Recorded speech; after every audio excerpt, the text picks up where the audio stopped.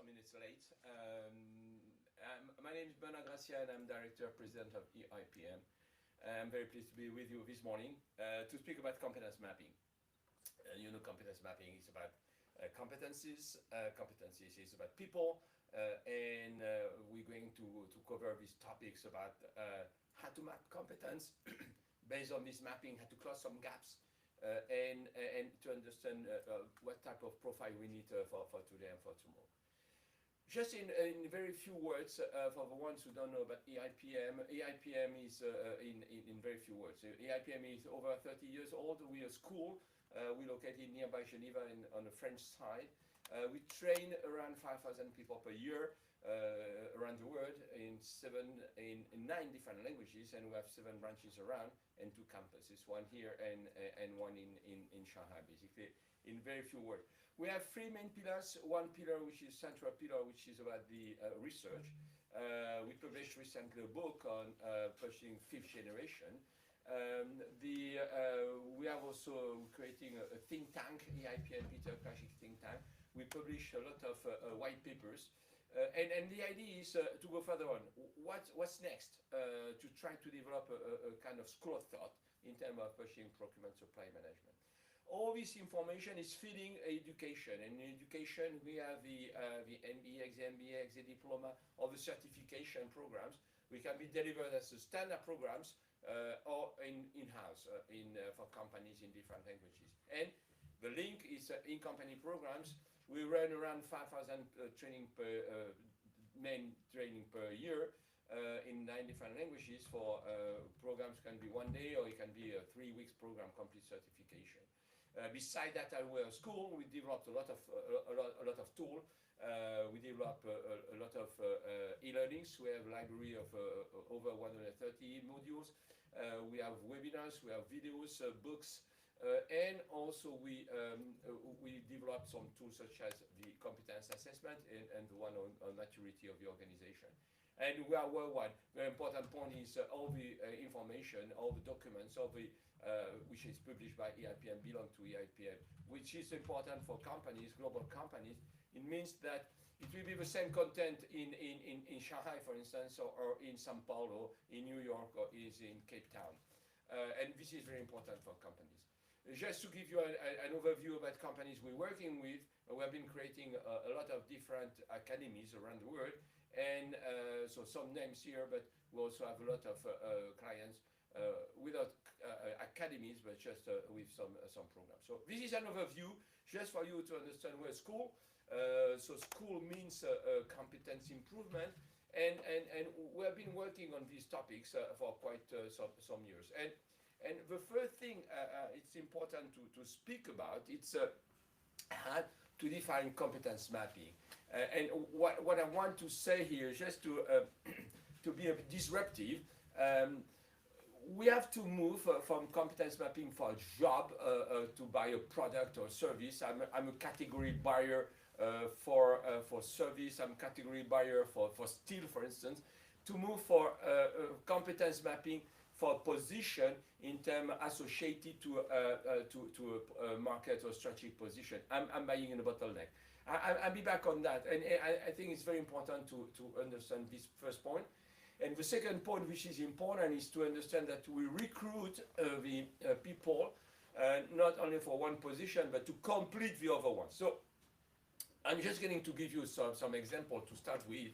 Is you know, the ones who are here from purchasing, human resource people who are also working in purchasing know this matrix, which is the Peter Krajicek matrix, and you know what's about routine, it's and strategic. So basically, the down axis is about supply risks. So and the other one is criticality. So you know that when in a routine there is no risk and it's easy to buy.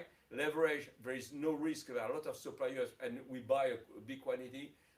Strategic is there are very few suppliers and what we buy is strategic, critical, and we buy quite a lot. And bottleneck is we buy quite peanuts and we have a lot of risk. So this is what we call Peter Krajicek matrix, and I want to use this matrix to go a bit further and say, when we are in the routine, what we need is to be clear on process, to get very aligned on process, to be a specialist in process, and to have the best process, and being capable also to outsource. When we are in leverage, meaning it's about competition, consolidation, negotiation. When we are on the strategic, we have to work on the market limitation. We have a few suppliers, so we have to work more on the relation with suppliers, and also we have to work on how to limit the risk. And when we are bottleneck, it's about relation. I mean that because it's just defining profile. And when we're in routine, we understand that basically we need to be a specialist in process, a professional process. When we're in leverage, we need some people who are really kind of working on standards, all the basic techniques on the competence techniques in purchasing, about consolidation, about negotiation, about cost breakdown. When we're in strategic, it's we need somebody which is a market profile specialist with a kind of behavioral empathy, and or somebody who is more working in terms of techniques, but again with a behavioral empathy. And when we're on bottleneck, it's the market profile with behavioral empathy. Just what I was saying here, it's you see we have this matrix, we have these 4 blocks, and you understand that we think that the competence we need are associated to one quadrant. Basically, I'm going to recruit somebody who is going to be a specialist for leverage. Whatsoever this person is buying, he can be buying steel or he can be buying packaging, but he's specialist he has a profile for being a specialist in negotiation, in cost breakdown. Rather than when we in a strategic profile, we need somebody who is keen with a market, who has a lot of behavioral empathy with the suppliers or with the internal stakeholder. So 2 different profiles. And what we think here, it's important to recruit somebody for one quadrant rather than recruiting somebody for one product. It's what I was saying initially. Moreover, when we look at this matrix, we also understand that depending the quadrant we are in, we need somebody for a profile with a profile for leverage, with a profile for strategic, a profile for routine, a profile for bottleneck. And it's important to complete the team we have, the different profiles we have, and to recruit the right competencies for the right quadrant, and to complete the team we already have. So just the first point I want to insist on, it's thinking in terms of on which market are we in, and who are the people we already have in the team, to think about the people we're going to recruit. So this is the first point I was willing to say. Now, the second point I want to insist on is what are the profile, what are the competence we need. If we go for mapping competencies, what are the competence we need to map? To map competence is not so complex. What's important is to understand what are the competencies we want to map, to be sure we're going to get the right competence. So when we speak about that, it's what are the profiles for tomorrow. And speaking in terms of competence, we may say today we have some, I would say, standard mandatory competencies associated with this technical expertise.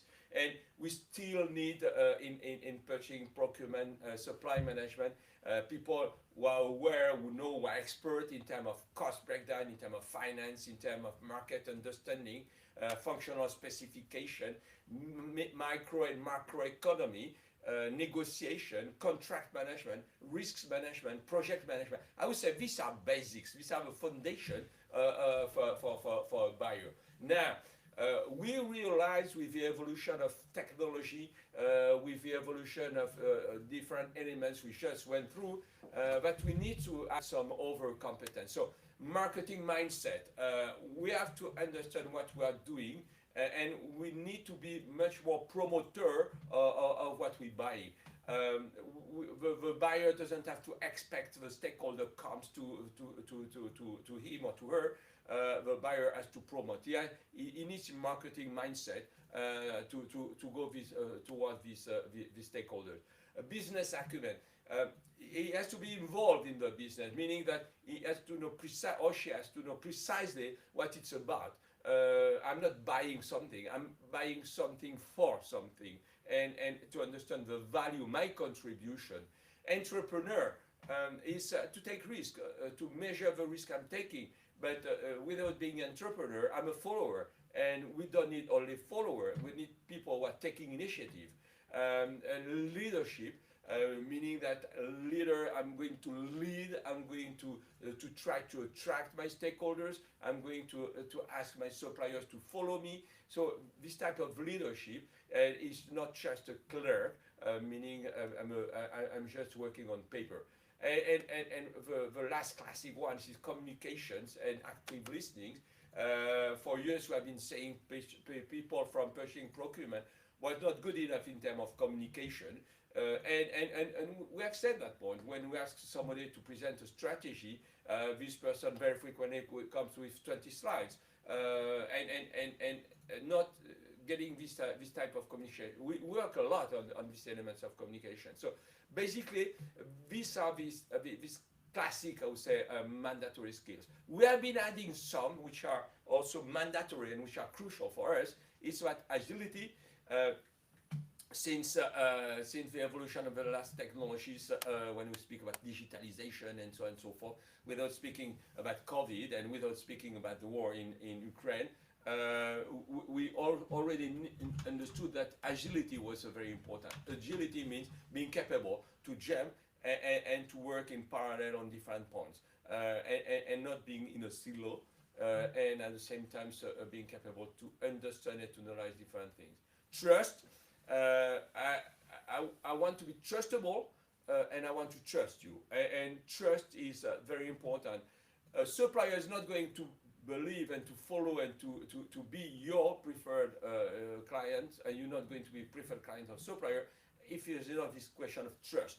And trust is the first element in the relation, and we know that. And it's important to understand that today we go more and more in the idea of relation, to strengthen the relation with supplier, to strengthen the relation with stakeholder, and the relation is based on trust. So trust is very important to have, but it's very important to show, and it's very important to manage. The two last points are evident, but still. So it's about humility.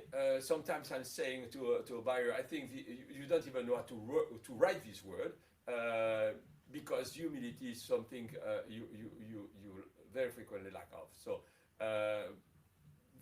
I'm not going to make a generality, but very frequently, buyers are not very humble. In this sense, they have a kind of power. They have a power of buying. So when the markets are changing, they realize it's not so evident when the suppliers are just maintaining this power. So humility is a very important element, and we have to train these elements of behavior for purchasing people, and also for sales guys, depending on the market. And ethic. Ethic, it's an important point in some regions of the world, and we have to take care about these elements. So these are, I would say, some elements of competence we have to take into consideration, because they are mandatory today. What we realize with COVID and also with this the war we are facing these days, it's we realize that supply chains are finally the supply chain are pretty weak sometimes.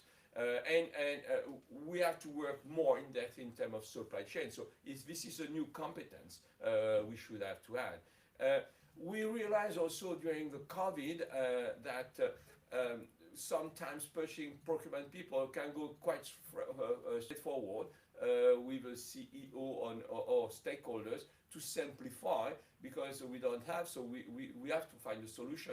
And design thinking is a big opportunity. So design thinking is not new, but it's taking a new year with this time of COVID and war.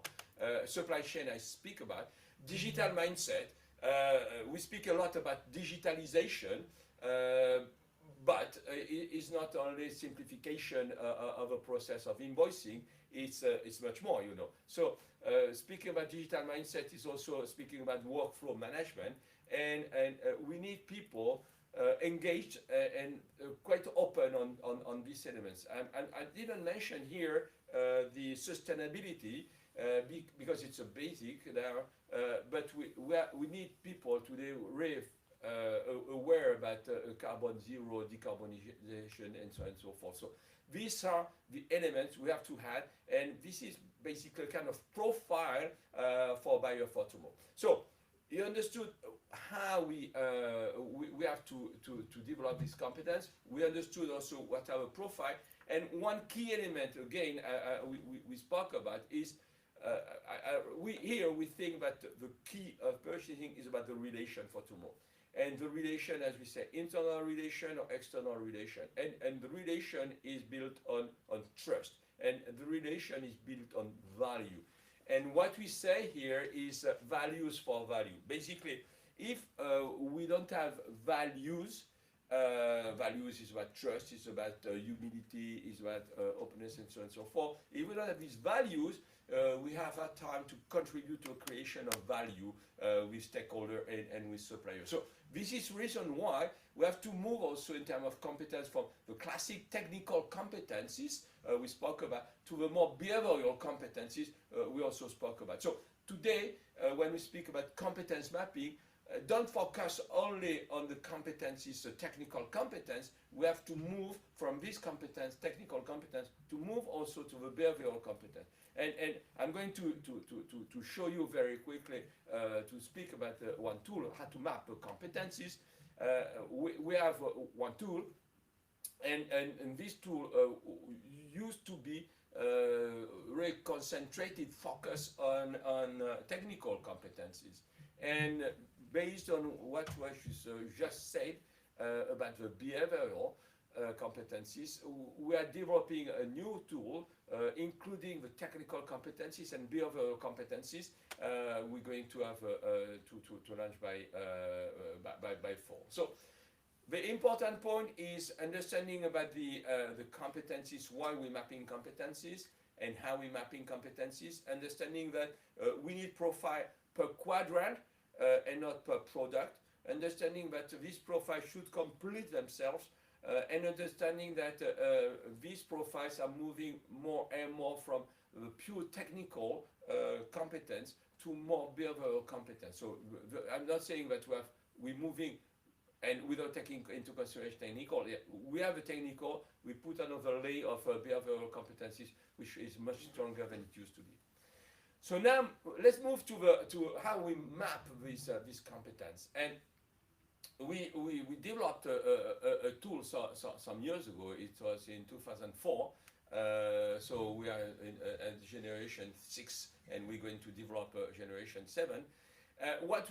It's important to understand what is a competence. Basically, when we have a job is made of activities.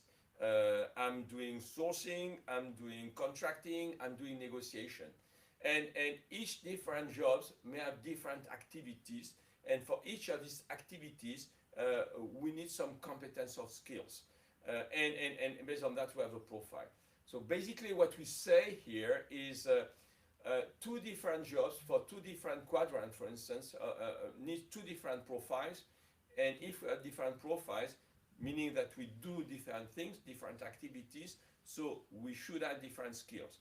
Sometimes you say, well, all buyers are doing more or less the same thing. From the CPOs to the buyers, we have a process and we buy. The difference is that the CPO must be much stronger on some competencies than over. What we say here is a manager should manage much more than he's buying, and a buyer is buying. So we don't need the same competence. So just to repeat, what our model here is to say, we have a job roles, which is a company job roles. These job roles, or if a company doesn't have job roles, we have our own. We have these job roles. Job roles is a series of activities. As I said, I'm sourcing, I'm negotiating, I'm contracting. And for sourcing, I need some competence, which are competence in marketing, for instance. For negotiating, I need competence in negotiation. For contracting, I need some competence in legal. So the important elements is to associate activities with a series of skills, and this skill can be technical skills or behavioral skills. So this is the model by itself. So if we go a bit deeper to understand how we can map, again, we have these job profiles. In the system, we have been implementing, or we developed 47 different activities. I'll be back on these ones. And for each of these activities, we have competencies or skills. And in fact, in the tool, we have 62 competencies. So basically, for one activity, you may have 2 or 3 competences, and some competence may be the same for different activities. For instance, communication, which is a competence, you can find the competence negotiation associated with different activities. Communication for negotiation, but you may need also communication for stakeholder relation. So you have in the system 62 skill competence going to be associated with different activities. And what's important for us, it's we have been differentiating 2 types in terms of competence. We have been differentiating competencies associated to knowledge and the ones associated to know-how. So basically, when we're going to map a competence, it's important to validate about the competence if you know, if you have a theory form, or if you know how to implement. Basically, I need the competence, I'm in charge of contract, I need the competence legal. What's important when we map this competence legal, do I know the basics of the theory of a contract? Yes, no, and we have to validate if I know that. And it's not because I have a theory, but I know how to use. So I have to validate also if I know how to use this contract. So basically, for us, a mapping of competence, it's about first understanding which are the competencies associated with activities I do. But when we are in the competence, it's being capable to at the same time analyze if I know about the theory or if I know how to use the theory, even if I don't know the theory. Basically, an older runner, somebody who has been in the job for some years, know how to do, even though it doesn't have necessarily the theory. So if he had some theory, it could even be better.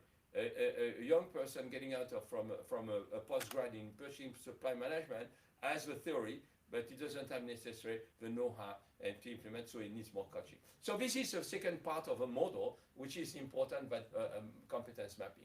So when we enter more in the system, we have 5 major activities. And it's important to understand that in function of a job we just discussed before, we're going to apply some activities or not. For instance, when we speak about leading the extended enterprise, all these activities about leading extended enterprise is not for the buyer. It is much more for CPOs, for the managers, and so on and so forth. When we speak about managing operational activities, when the sun is for the buyer, it's not necessary for CPO. So we have been defining 5 major activities. We look at more in detail, but just to show you that we really are in the point that jobs are different and they are doing different things. So we come from leading external enterprise, managing purchasing function, strategy and process implementation, sourcing and managing suppliers, and managing operational activities. So if I go a bit more in detail looking at that, we see, just giving you some example, leading the external enterprise, you see that we speak about leading a purchasing organization, we speak about participating in M&A due diligence process. So we understand that the CPO may have a role in the M&A, but the buyer is not his cup of tea. So basically, here you see all the different activities which are under the umbrella of leading an external enterprise. As we have, again, under the managing a purchasing function, some topics which are very precise and which are very strategic and organization and which are for the top of pyramid. The same if we go further on is in terms of strategy and process implementation, gathering short and long-term needs, perform supply market, speaking about TCO, contract. So we are more at the level of a CATMAN, category manager. Again, here when we speak about budget and price forecast, contract select suppliers. When we speak about SRM, we still are for the CATMAN level, but entering more and more in the purchasing role. And here when we speak about managing operational activities, we are really in the role of a buyers, whether a site buyer, the local buyer, but somebody who is very operational, so define supply plan, manage contracts, optimize supply logistics. So you see that we have different activities. We still can create an activity for, sorry, for, I'm sorry.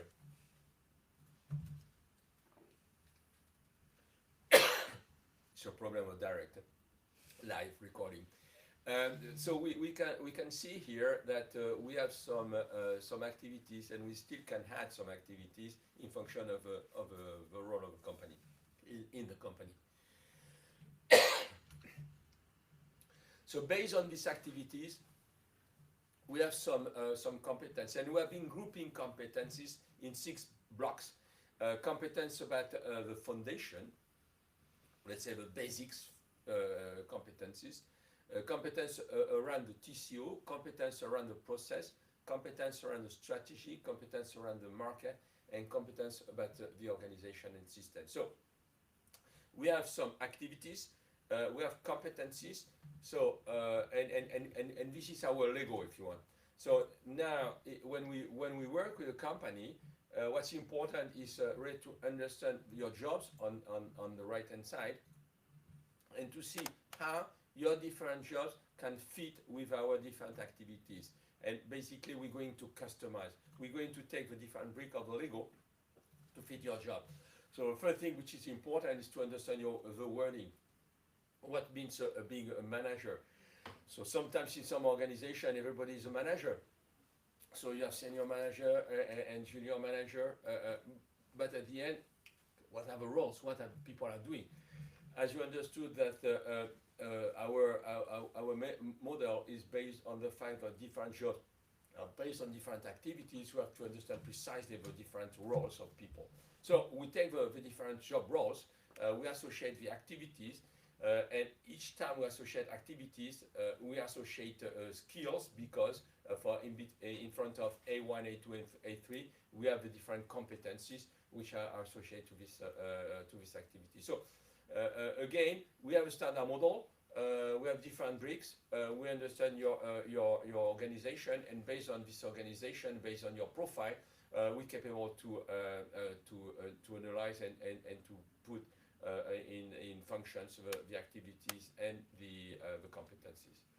This is a kind of Lego, and this can be even we can create some competencies which are not necessary in our system. For instance, you see the different jobs. So maybe in front of different companies, we may have the same job, a buyer. In some company, a buyer is in charge of inventory. In some other company, is not in charge of inventory. So this is a type of customization we have to do to be sure we're fitting the company. So here, this is a process for mapping of the different competence. Now, after we map the competence, and after we have a complete understanding of the roles, we're going to map the competence and to try to evaluate the competence for everybody. So we created a questionnaire to interview people in front of the different, for understanding the different competence. And what I said before, it's what's important for us is not only to have an idea, but in general, the competence, in general for negotiation or for cost breakdown, it's more to understand if you have a knowledge about the theory and if you have a knowledge about the practice. And for the theory, we have some multiple choice questions, and for the practice, we have some simulation.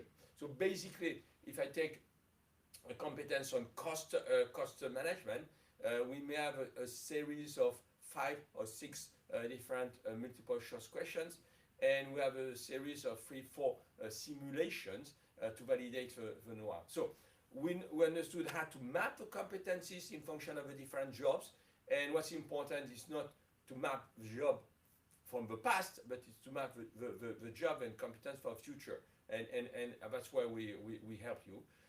And as soon as we map the competency, is to see the knowledge of people vis-à-vis this competence, and this is how we have been developing this questionnaire.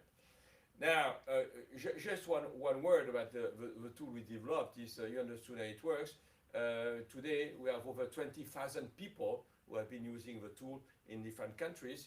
The tool is in 9 different languages, and what's interesting is when you are a big global company, you can at the same time getting in parallel a version in English, in Chinese, in German, for your different people around the world. So you're going to map competence globally, but you also can map competence per regions or per category, per job.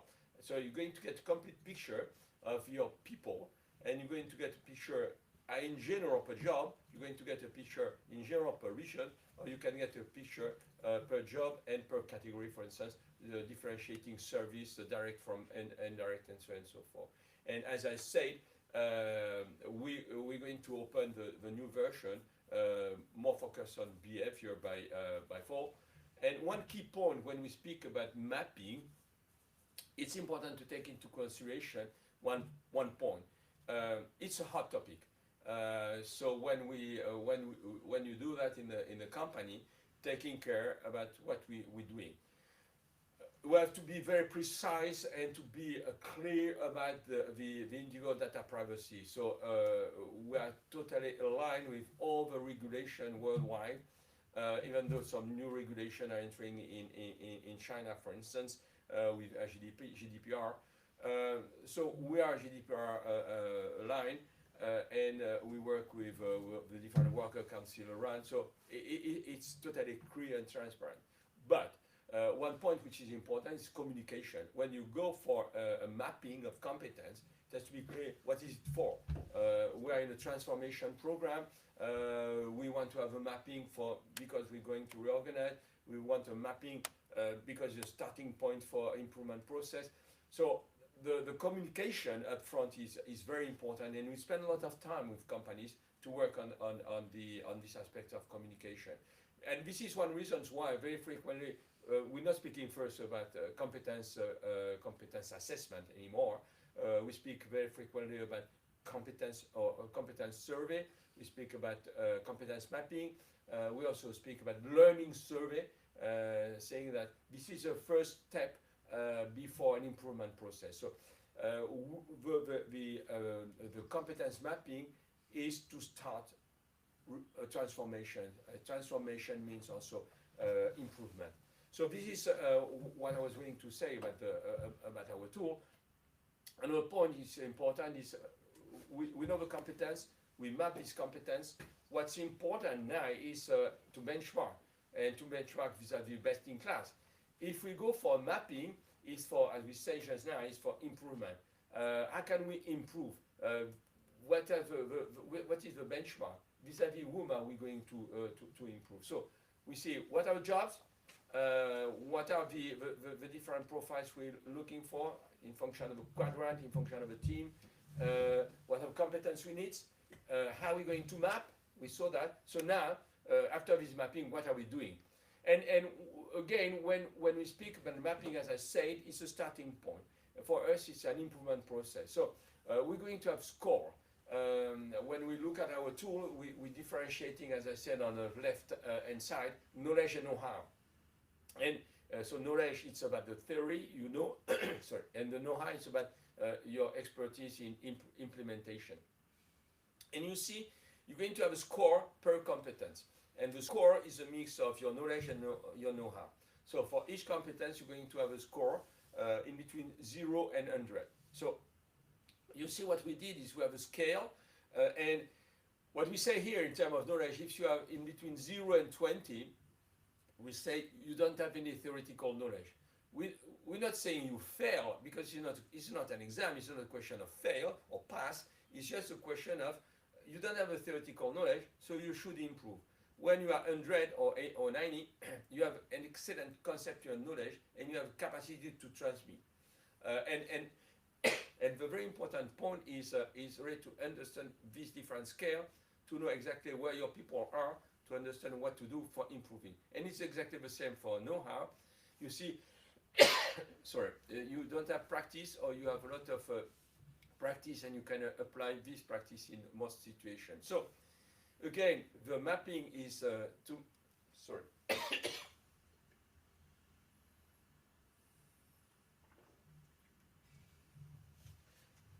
I'm very sorry for that.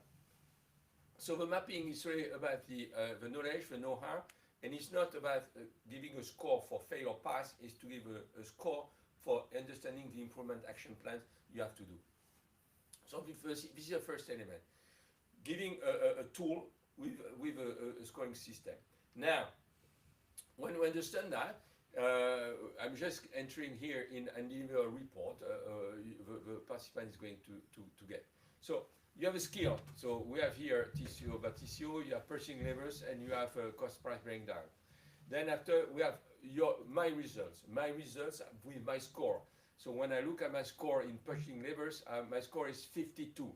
And looking at my score, I have in terms of know-how 30%, and in terms of knowledge 60%.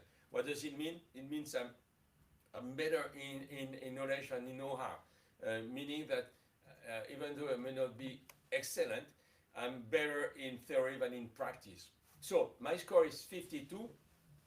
First information, it seems I'm better in theory than in practice.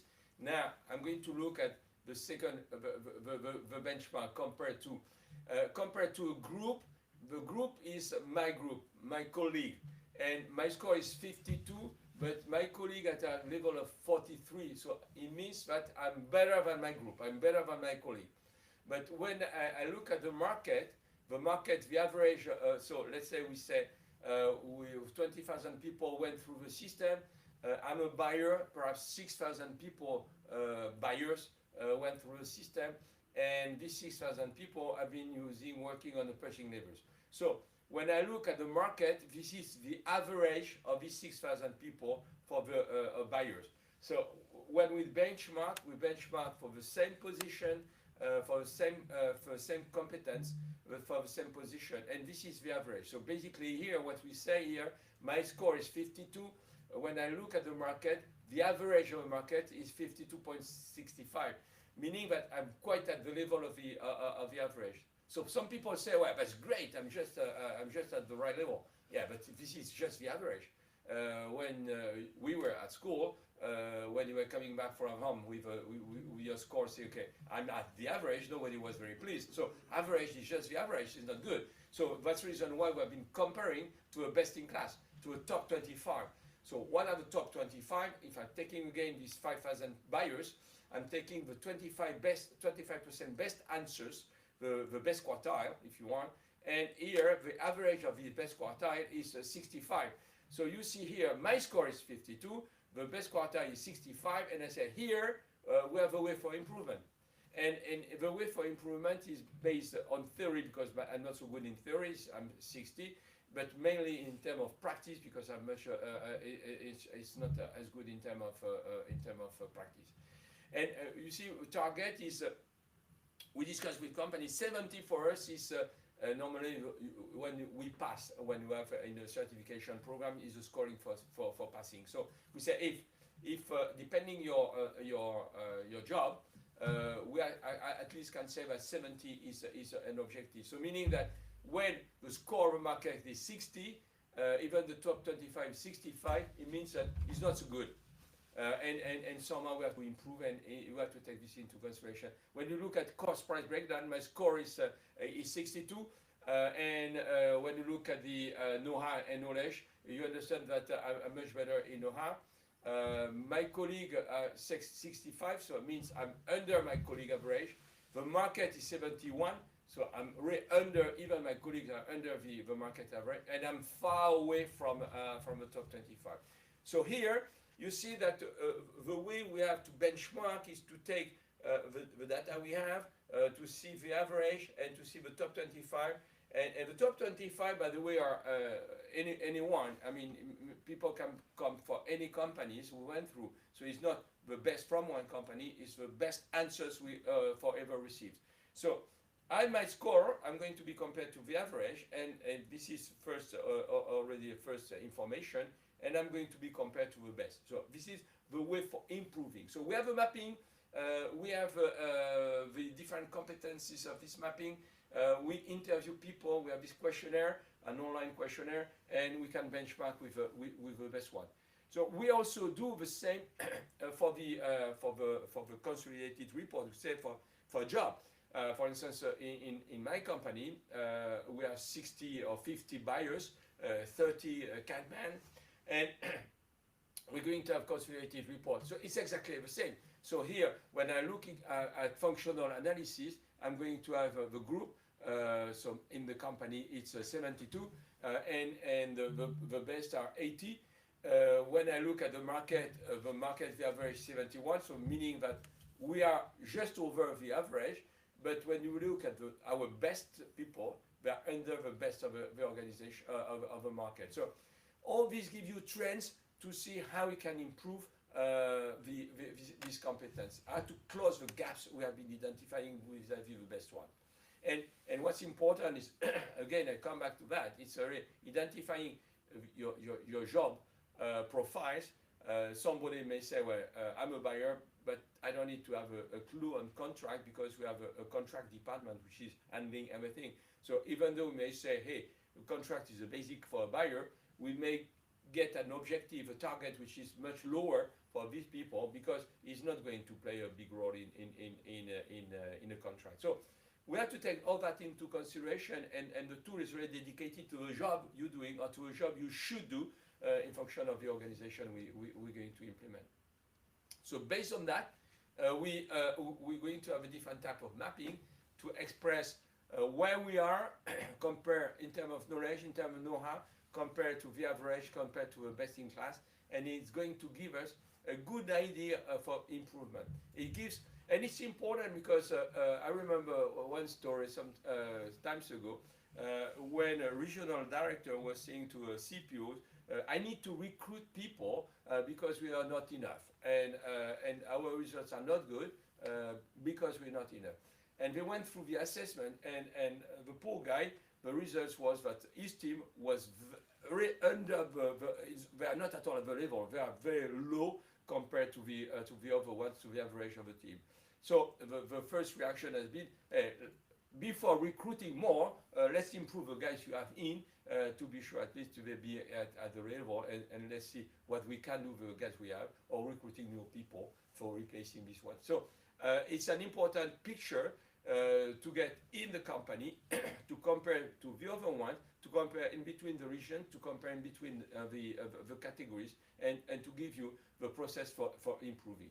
So the competence mapping is going to help you to map the competence to all of the participants of the organization based on your job roles, and also based on the EIPM job roles if you don't have, and we can mix both. We're going to provide each individual his or own skills mapping, the reference, the benchmark, and so on and so forth. And we're going also to provide the same for each team leader to get a complete picture before interviewing, before the annual report, and so on and so forth. So based on that, we understand that we're going to develop some action for the job, and each individual getting the same job are going to be in this action. But as we have the individual report, we also can add for each individual some elements to improve before getting to the training or the improvement for the complete job. So basically, we have a report for buyer. We're going to have action plan for buyer. I'm a buyer. I'm going to enter in this improvement action plan, but I'm perhaps not as good as the other one at negotiation. So I should have my personal improvement action for negotiation, for instance. And this is important to develop this picture, as I said, by job, by regions, by categories, to understand exactly how to improve and how to do this improvement action plan. So what we did that, we saw that this action plan had to improve. We saw the benchmark, we saw the jobs, we saw the competence for these jobs, we have been mapping, we have been benchmarking, and this is the improvement action plan. So it's really an improvement action line. We start from competence mapping, we analyze gaps, we define some group trainings, we define some individual trainings, we have this improvement. And for us, what's very important is the I put assessment, but the evaluation of this mapping is going to help us in. If you have very few participants who have the same needs, it's better you send these people on a standard training because it would be too expensive to develop for you in-house some specific training. If you have a lot of participants getting the same needs, it's better you go for a customized training. So this is the first element, which is an evidence. Sorry. A second element, which is also important to take into consideration, is in function of a job. So normally you have much more local buyer, global buyers, and some are catman than you have CPO. You should have one CPO, perhaps one CPO operation, but not more. So what we say is after we went through the mapping, we may say that it's important that the local buyers, global buyers, be improved on the same base, with the same process, with the same language, with the same tools, with the same practices to create a common culture. And basically what we say is normally we go for in-house, a kind of foundation programs, while somehow you can also give some reminder for some of them on some very specific practice that is not going to be generalized. But basically all these jobs we are associated to in-house programs, while the CPO executive manager, even though you can say, well, we're going to have some in-house programs through webinars, through workshops, it's better to open the door and to open the window for them to see a bit what's existing outside, and to get access to some standard training to benchmark their practice and so on and so forth. So it's important to take into consideration first the number of people you have as a buyer, and it will be cheaper for you to create internal training, but it's also very important that these people get the same common culture. While the top guys, it's very important they get outside and understand what's going on, even though you can mix them with some common training to participate to the common culture. So this is the first element we have in terms of improvement action plan. The second point we have to take into consideration is this action plan is going to give us elements for how to improve. And the way to improve we have been developing here is an EIPM e-library. So the EIPM e-library, or any e-library, to get access is nice. It's kind of an awareness session. If you need, you can. You know, it's an open bar. The only point is people don't have time, people don't take the time, and people are not necessarily yet totally used to go for, I'm going to learn by myself. So this library are fine, but they are much more usable and used when you work for a contract. For instance, say, by the way, I perhaps should go and see the e-modules on contract before signing. So e-library. The second type of programs is the foundation programs. We think it's important to get that in mind in the sense that foundation means it's a common programs we're going to get for all the people who have the same weaknesses. And in these programs, you can find some directors, some buyers, but everybody, you're going to give a common culture. So it may be a 3-day programs, it may be a 4-day programs, or a 8 half days. But the idea here is you create a culture, you create a wording, you create you share tools, and you share a common language. Very efficient to start with before getting on some more specific program associated to individual results of the competence mapping. And then we have the online courses. So online course is a course which is going to be dedicated to one competence. I need to improve a contract. I'm going to take a course on contract. And so it's a course is a way to improve a competence, while a complete certification is a way to improve but also to retain. So a course is the answer to improve a competence. A certification is a way to improve competence but also to retain people. So these are the way. So very briefly, we say, well, we have the library over 130 modules and at different levels as beginners, intermediate, and advanced. and we have the different open courses, and we have the different certification programs for newcomers discovering, for buyer, for CADman, for leading transformation for manager, and for executive. All these programs are on. They're in English here, and the beauty of distance learning is you can get around the table people from all around the world working on the same categories. So these programs are standard-based in English, but they can be also developed in different languages for company, and we can customize this in-house program. So we have the library, we have for improving, we have the open courses, we have a certification with different objectives again. The open course is really to improve one competence, while the certification is to improve, but also to retain, and it's also to improve the theory, but it's also to improve the know-how. And pretty important is a project with a return on investment and a stamp with certification. So the objectives are totally different from an open course for a library to a certification. So as a conclusion, and before your question, so just some words. Just to recap, competence have to be linked to activities. Basically, we should not work on or map the same competencies for everybody.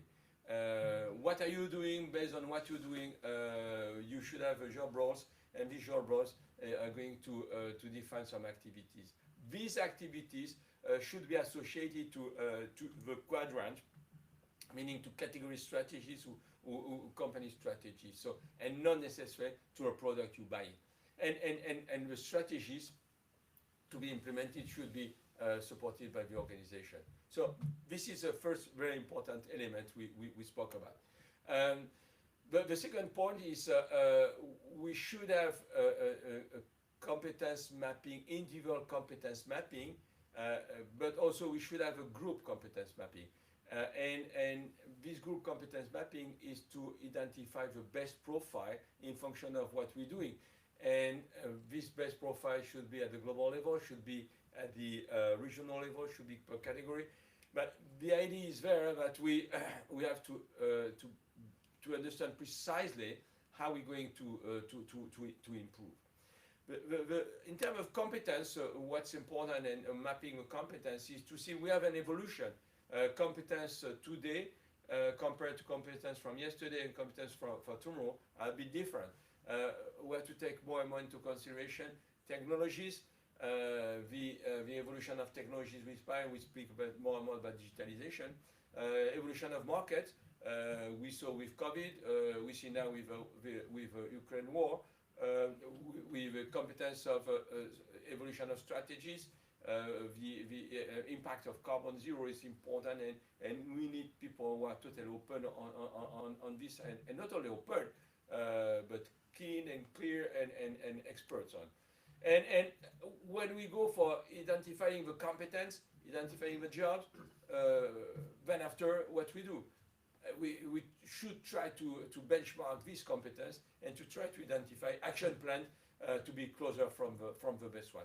So in one word, we said this is your starting point for your journey in terms of how to become a best in class. We all want to be a best in class. So at the end, we were going to have a lot of people in the class, in the best in class.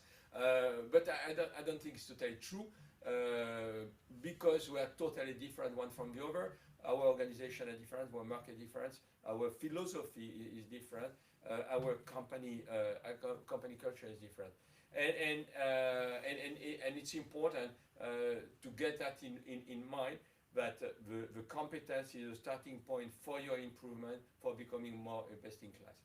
Thank you very much. And as I wrote here, if you have any need for a link to a demo, do not hesitate. You can contact me back, and I will send you some link. If you have any question, do not hesitate. I'm seeing one here. I do differentiate SRM and KSA. SRM stands for Supplier Relationship Management. So SRM, what we say here about SRM, SRM is a philosophy, it's a culture, it's a way to be recognized by our supplier as the preferred client. Okay, so this is the first point. What should we do for being considered by our client as by our supplier as the best client? What should we do for being recognized as the client to be served first? To be first in terms of product when you have some shortage, or to be served first in terms of technology or innovation. So SRM is a philosophy, as I said, it's a culture. What should we do for becoming the preferred client of a supplier?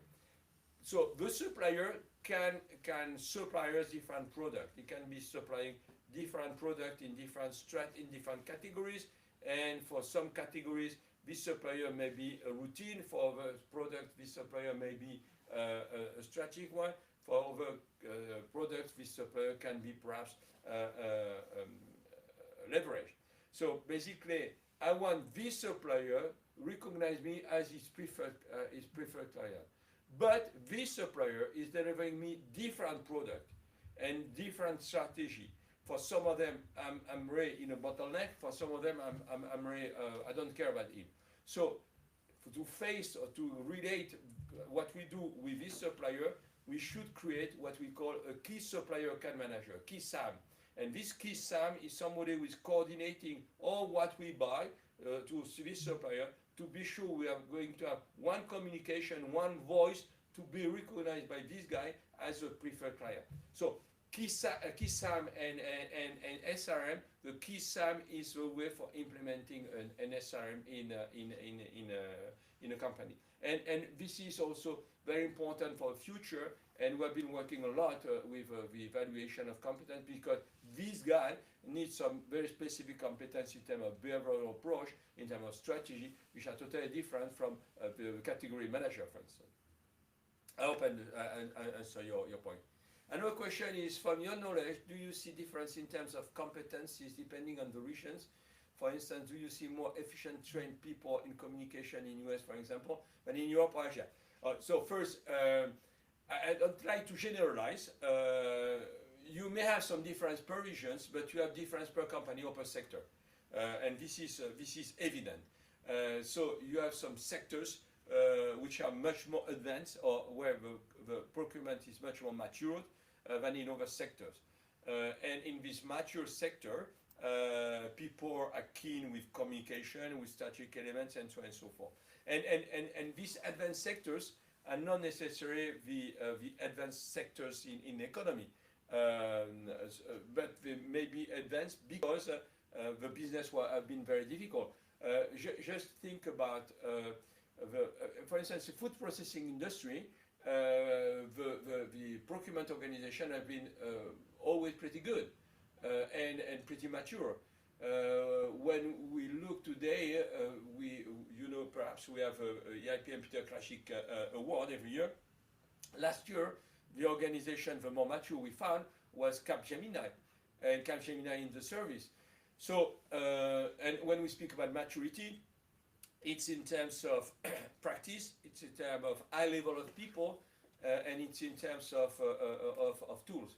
So I think it's much more per sector, but inside the sectors, companies are dealing in different ways. So this is an aspect.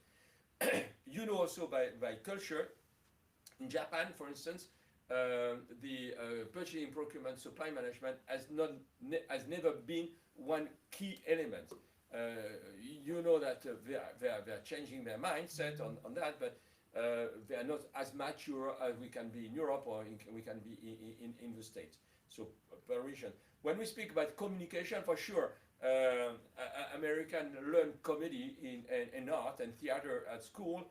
They learn how to communicate, so they somehow better in communication than we are here. But at the same time, we have to take care about this communication, so it doesn't mean they are good in. What we think are the very good profile today, maybe the guys coming from sales, marketing, which are pretty good in communication, and we know that. People coming from startups who are much more agile. So depending what we are looking for, we may recruit people with some background, helping them to bring something in the company. So this is what we realize, and sometimes in small companies, we have some practice which are better than in big companies. Okay, so there is no necessary link, and we are always surprised by some results. Another question: what would be next steps to do a competence assessment for an entire procurement organization covering both purchaser and purchasing manager? For this point is I give you my email. Sorry for that. I give you my email. You contact me, and I send you some access to test the link, and we can work on that.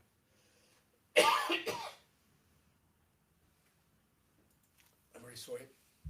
I hope I'll be able to answer you by mail. Yeah.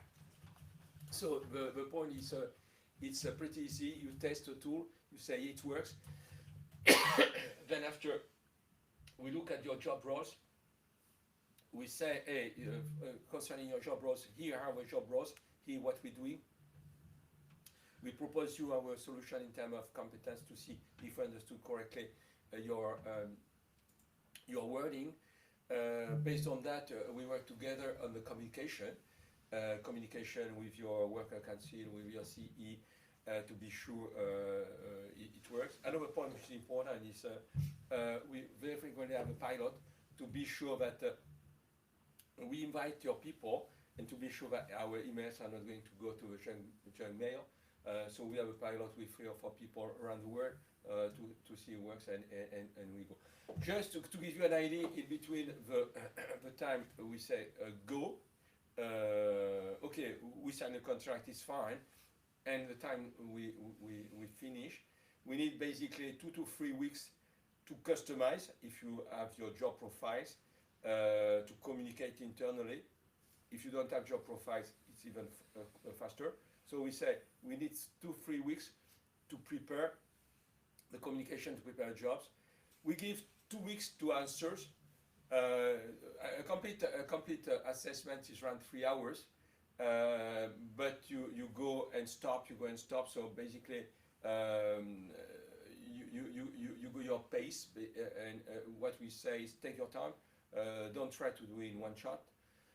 So we give 2 weeks, and we need 2 weeks to finalize all the analysis. So basically, in 6 weeks, 7 weeks, we can give you the complete analysis, the picture, the mapping, and the improvement action plans. Do not hesitate, you can contact me back. Do your assessment. Is it important to do your assessment before company training? The importance of an assessment of competence mapping is to identify clearly the competence and to avoid to develop a training just because we think we need a training. First. The second point is based on the competence mapping, we understand exactly where we are strong and weak. Sometimes we say we are weak in negotiation, and compared to the best, you're not so weak in negotiation, but you are pretty weak in strategy and pretty weak in cost management. So it's first, it gives you a complete picture, a level of who you are compared to the best ones. The second point is to identify the training where we should improve and to develop the training we want to do. Another point is, how many languages your assessment is in. The competence mapping, EIPM competence mapping today is in 9 different languages, as you saw, and we are developing it also in Japanese. And as I said, we can have these different mapping in parallel. The biggest mapping we had in one shot was 1,200 people. Just to give you an idea. Okay. So I hope I answered all your questions. If you have more questions, do not hesitate to contact us back. You have my email. I answer you quickly. We'll be sending you a presentation if you need. Okay? Thank you very much. Take care of yourself. Be safe. Don't try to catch a cold. Bye-bye, and thanks very much. Have a nice day.